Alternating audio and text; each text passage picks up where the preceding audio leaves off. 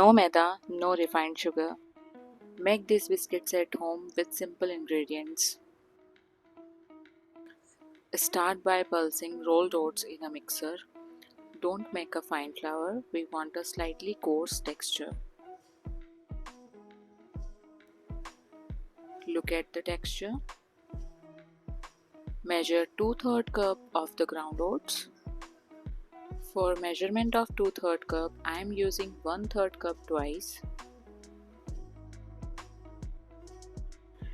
Now add half cup wheat flour, half teaspoon baking powder, mix well. In another bowl, add half cup melted ghee and 1/3 cup jaggery powder. Then add few drops of vanilla extract. Mix again.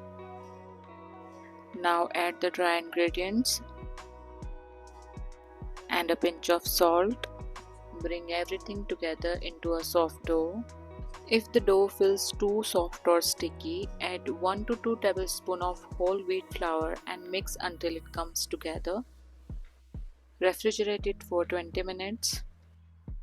Roll out the dough between two parchment paper.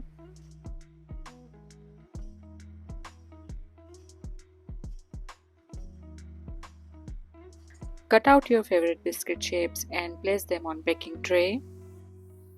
If you don't have cookie cutter, you can use a small glass for cutting, or you can cut in rectangular shape or square shape by using a knife.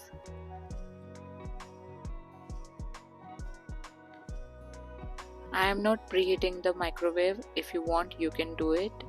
Bake at 180 degrees Celsius for 14 minutes on convection mode in microwave, or you can bake it in OTG and in kadhai as well. Bake until the biscuits are lightly golden and beautifully crisp. Bake the remaining biscuits. Let the biscuits cool on the baking tray first, as they are very delicate while hot and can break easily. After a few minutes, transfer them to a cooling rack to cool completely. Look at them. They are perfectly crunchy with a lovely oat texture in every bite. Don't worry if you see tiny jaggery granules after baking. That's completely normal when using jaggery powder, and they add a delicious caramel-like taste to the biscuits.